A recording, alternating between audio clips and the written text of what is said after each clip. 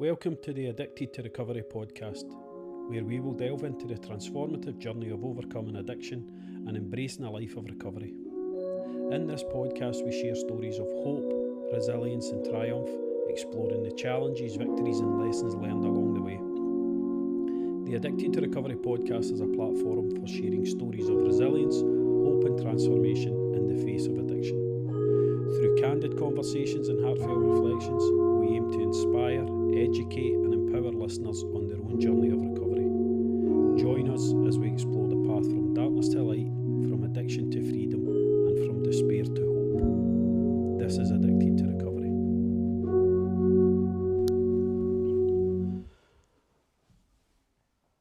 So thanks very much for saying that you would take part in this podcast. First of all, I would just like to ask you, as in with regards to addiction, what do you think led you to the world of addiction? Casting my mind back to, I'd say, the mid-80s, 86, and my dad had left the house, so, and my ma worked. I'd no brothers or sisters that lived with me. I was kind of an only child. I've got brothers and sisters, but they weren't in the house. So I was what you would call a latchkey kid in the days.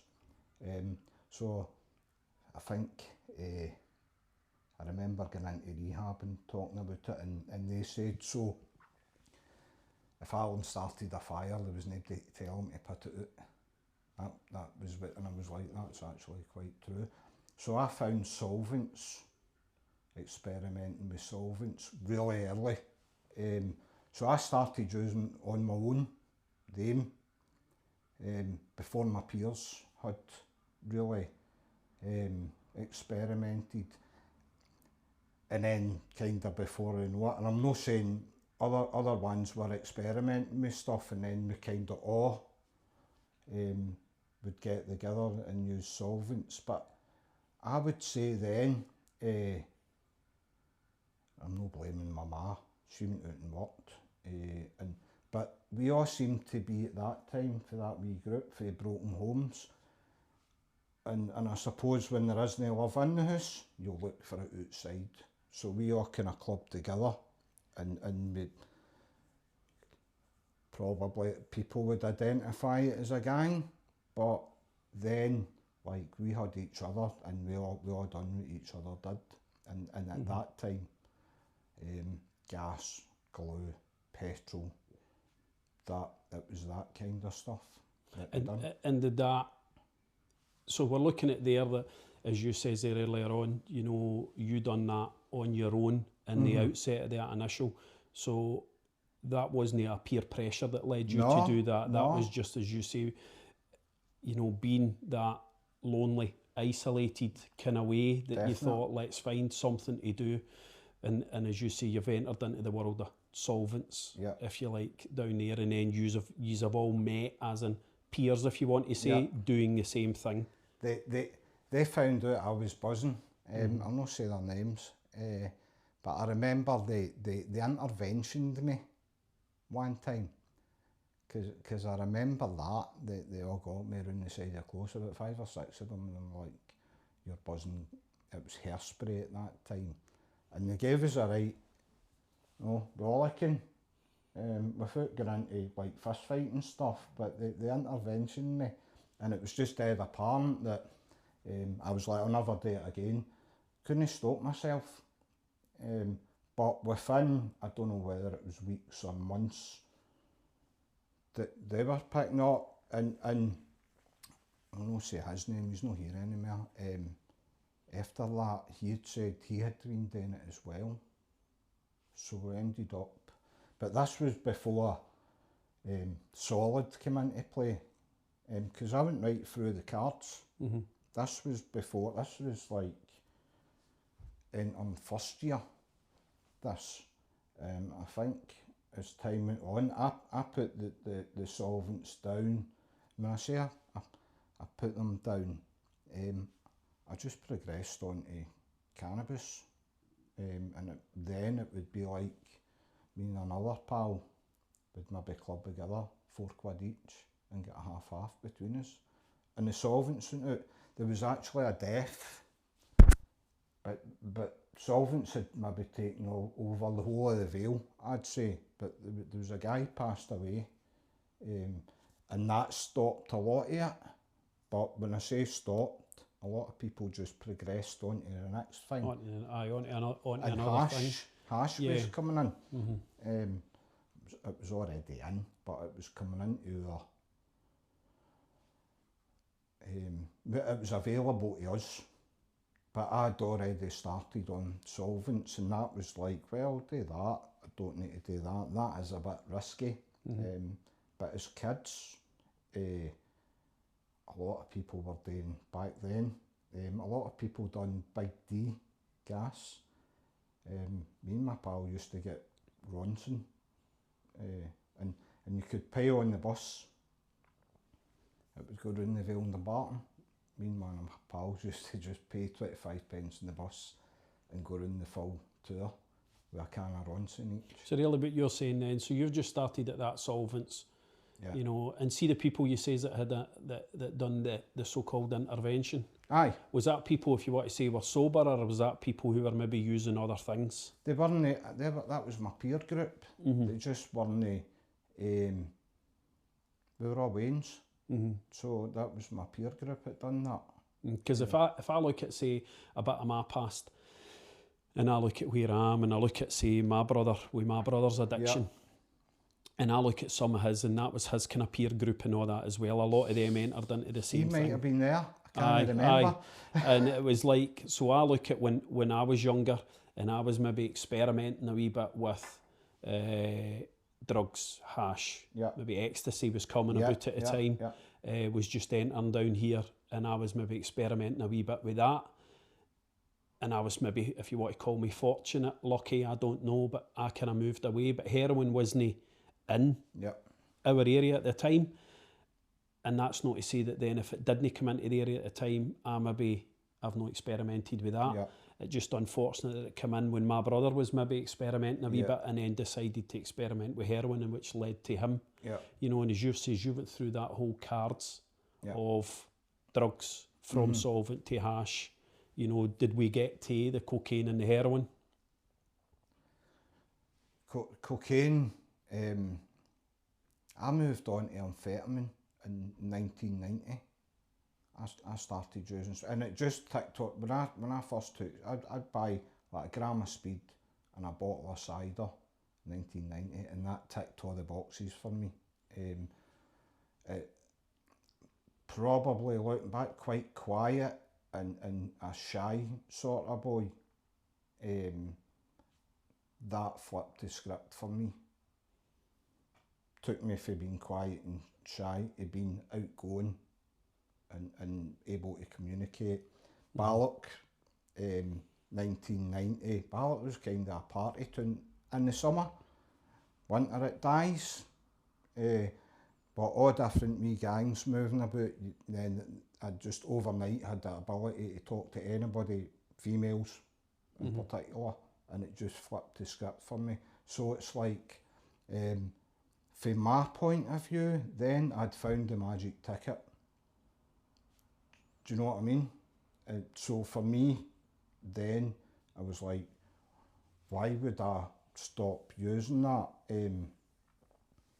Also, if you take into, there wasn't, like, I was never going to get a job and a mortgage and all that. That was just not even in my thinking. That was the kind of opportunities were an impossibility for me. So, and that made me happy. So that's what I done. So again, going back to that, so you were that single person starting off with your solvents, fun a peer group, continued all that. Do you think that's what kept you at that addiction? What was that reason? Was it the peer group that kept you there? Was it enjoyment? Was it that thing of that point, no realising how do I get out it? Because I know in the 80s, that kind of thing, even hash at that stage was hidden. nobody wanted to know if you had it and all that kind of thing, and it was very, very much underground, not as it is today where it's a wee bit socially, well, not a wee bit socially acceptable, it is socially acceptable now. So there was that maybe you'd felt, can I talk to somebody? No, I can't, because maybe that it was frowned upon, or did you just enjoy it at that point? Funnily enough, with hash, I hated it. Absolutely hated it, but the whole peer group smoked it. Think the way that I'd end up more stuck in my head, so I done like 2 years of that, stuck in my head, and it's like it turned the my thoughts are quite fast. I'd say I write, and that's an outlet for it. But it was almost like the hash put me more in my shell, turned my thinking up, and it was just, that was a horrendous couple of years, and I was looking for an out for that, and I found it with speed and alcohol. Just thinking back to Ballock in that time, was I looking for help? You talk about mental health. Nobody admitted to bad mental health then. And again, I can point to, and I'll not say his name, he's passed away as well now, I'll call him Donnie. You could look to Donnie and say, that's bad mental health, I've not got the problems. I'm not going to end up like that fella. But do you think that's where there's a lot about what we talk about now, and a lot of what we try to address now, and addressing my role as well, of stigma? Do you think there was an element of stigma there? And that's maybe what I was getting at earlier on when I says about that being that underground. Yeah. We didn't want to admit that we were doing that because of a stigma that's maybe attached to it. The police involvement, maybe families and all that kind of thing. That nobody was really wanting to come out. It was common knowledge maybe who was doing what and what was happening, but it was still that kept under the carpet type of thing. I don't know if I could ever say my drug use was kept under the carpet. I lived for it. I lived for the weekend, and I used certain substances through the week. And I can remember I was talking to somebody about it the other day. My life was, you worked in a factory. You got up and you went to work Monday, Tuesday, Wednesday. Probably went through periods where maybe 2 gram of speed going into work, but eyes were always on the weekend, and then it's, we're going to get this. But I never really associated with anybody out with that scene. So the rave scene was coming in, and again it was like you felt like you were part of something doing that. So with outside agents, I never really engaged with them. There wasn't much. And do you think that's because, as you say there are a few things you've said, it started off alone, it became a peer group, of people with a similar interest, to the rave scene coming in, that you felt part of something.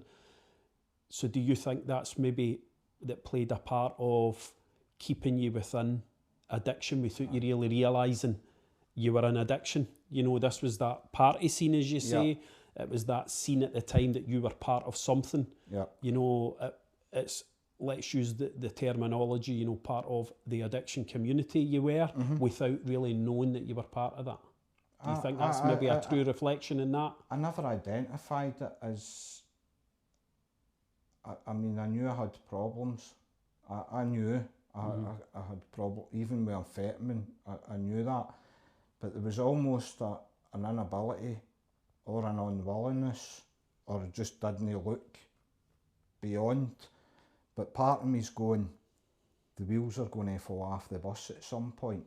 But I think I was in that maybe for 6 years or something like that, and it was just weekend to weekend, working in factories. Maybe I'd meet my pal on a Monday morning. I'd go round to his house, 7 o'clock, and we'd get the speed out. This was on a Monday morning, and then we'd make a decision: are we going to work, or are we going up Ballot Park drinking? And more often than not, we were away up Ballot Park. So we were in the Monday club as well, and then but there was like, I'd sort of accepted that the best I was going to get was a job in a factory. So I had no qualifications, no ambition. There was nothing like that. So that kind of reminds me of the Mickey Flanagan type of thing, you know, when they were the person coming into the class, and as he mentions the guy Gary Hutton, you know, I want to drive a van, and he's laughing and going, "You're a dreamer." So you're just saying that, you know, that this was the height of your ambition, that you were just going to be a factory worker. You weren't going to be, if you want to call it that, professional, that educated person, and all that to know. So if we look at that whole time like that, you know, and where you say you were part of something, you felt part of something, you understood that at some point the wheels were going to fall off. So you had a wee inkling in the back of your head that there's a problem here. Aye. How long did it take you to get to that stage that you went, well, the wheels have fell off, and what made you kind of go, right, I need to look at recovery? Again, that came much later. I ended up with a lot of bad mental health stuff with amphetamines, hearing voices, you boot party with my boys, come downs, hear, I lived in a flat, Bobby, right? I'd hear people talking about me outside my window, tap flat, and the opportunity came along to use a bit of kit. And again, going back to the Ballot Park Gate stuff, ticked all the boxes, took it away. The wheels had already fell off the bus with regards to the party scene, in my opinion. And I lived with my ma, so all that was looked after. But they were like, you need to get out of the house, you need to get out. And I did, and I just fell into heroin. And along with that, methadone came along, Valium, Temazepam was in a wee bit before that, all that stuff. But I'd already, and I knew that the dangerous heroin I'd seen, and again, I might have been the first one into the solvents, but along, all my peer group were all on smack before me. So I seen, but I was like,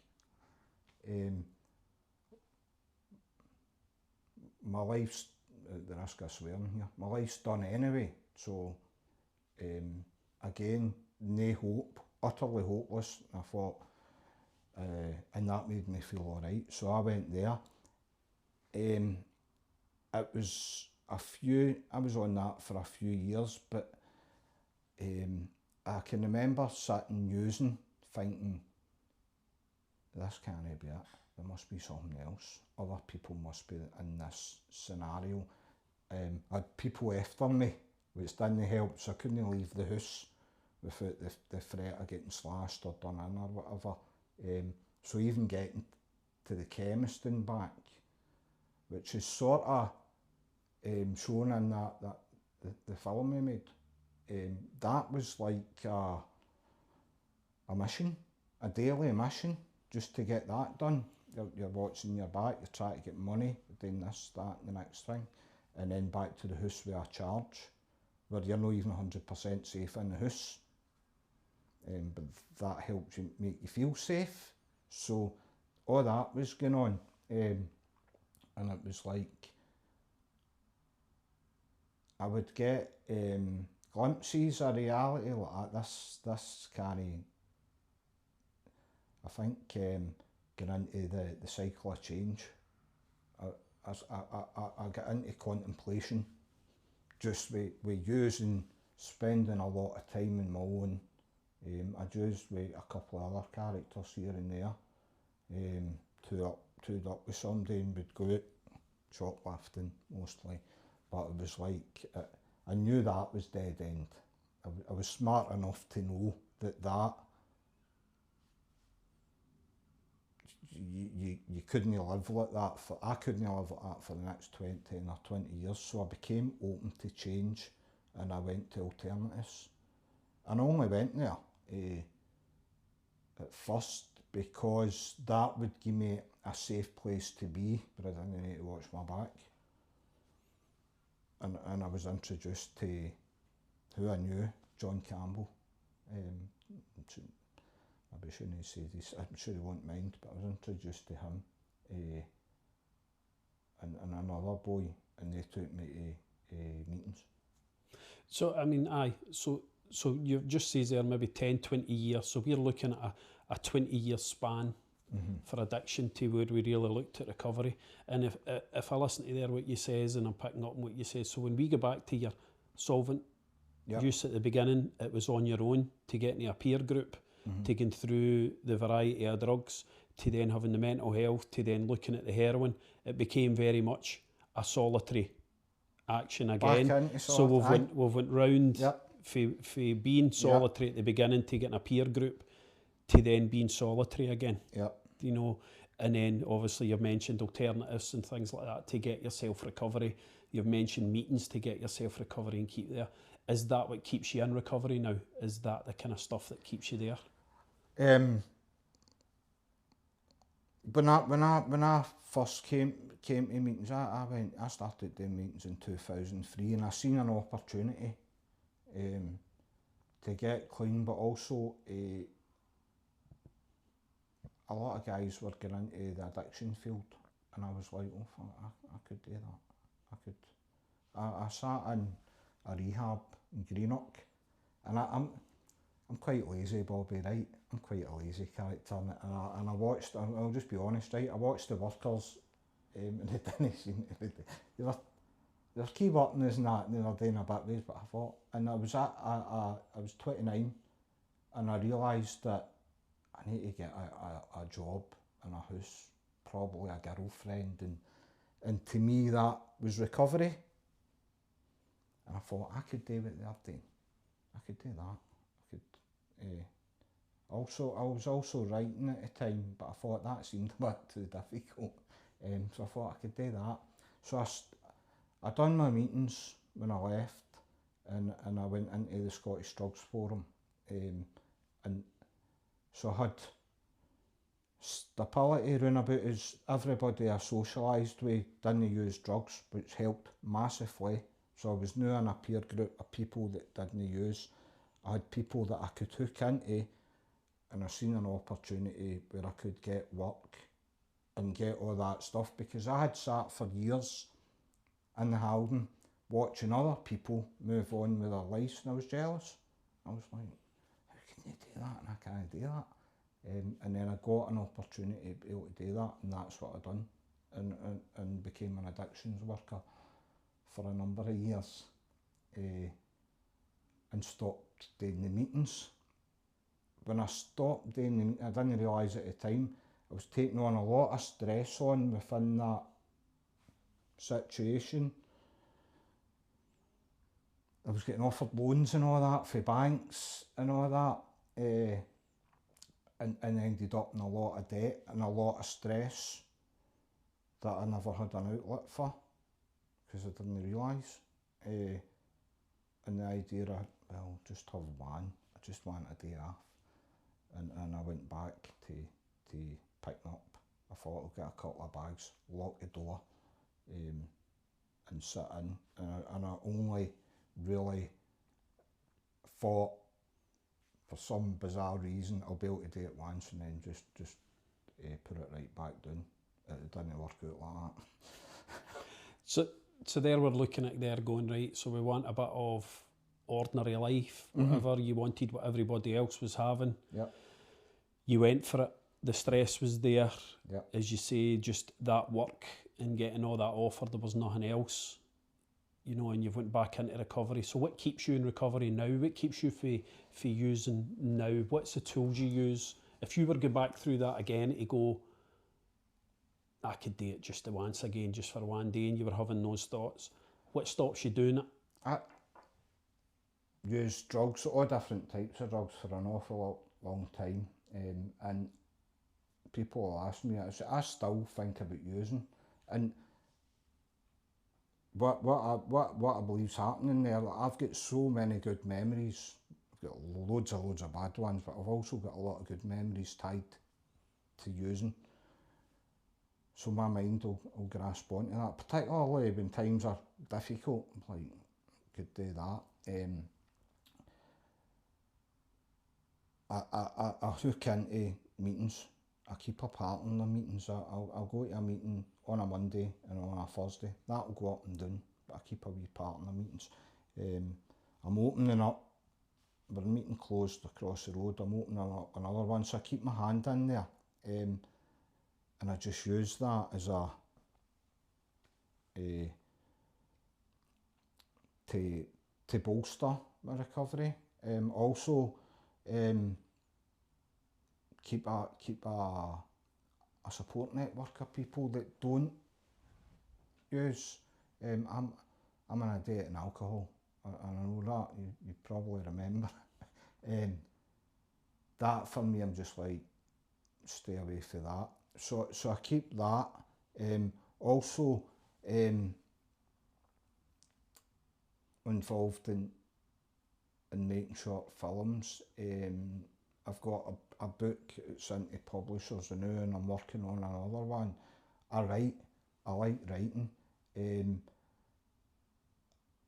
when I focus on it, I could probably can write about 2,000 words a day, and maybe get a book together within a space of a few months.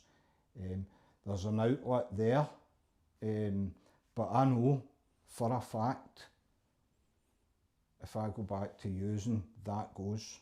So I've got it's like a set of scales in my mind, or it's like a deal. It's like the angel and the devil on each shoulder. I think it maybe not a set, but there's a plate, and it's like all the ambition and all the friendships people I care about are on one side. The drugs are on the other side, and I can spin the plate round and pick up the drugs, but I swap all that. I swap all that, and I can that deal I've made. I can check out that deal at any time. Drugs are everywhere. It doesn't take me long to find them, and I can do that. Check out at any time. I've no intention of doing that. So really, kind of looking at your writing, having a focus, being involved with, again, and that's the same as when you were using, but being involved with like-minded people is keeping you kind of on the straight and narrow, but also having a sense of, you know, you've just stated it there, the news, what I've got, what I can lose, you know, and what I can gain, but also what I'm going to lose by gaining the drugs back. You know, so those kind of things there is being maybe in that group and being that by meetings or being that just a community group or anything like that. That's maybe what keeps you good. So I would like to say thanks for taking part in this. Thanks for being part of the Addicted to Recovery podcast. But if I want to throw one last thing at you, and just this, if I was to give you 5 minutes to speak to the whole world, and you had their attention for that 5 minutes, what would you say? That's a good question, that. Never spoke to the whole world before. I'd say that, like, no matter what you've went through in life, from my own experience, I don't really regret anything I've done. There is regrets there, that would be a complete lie to say I don't regret anything, but I've been now in a position where I can use all that experience and put it out to use it and for a good cause, if you like, and I think if I can do that, then other people can create opportunities to do that themselves. But it is them. Nobody can do it for them. They need to do that. But I'd say that. Good. Thank you. And this has been Bobby Walker at Addicted to Recovery.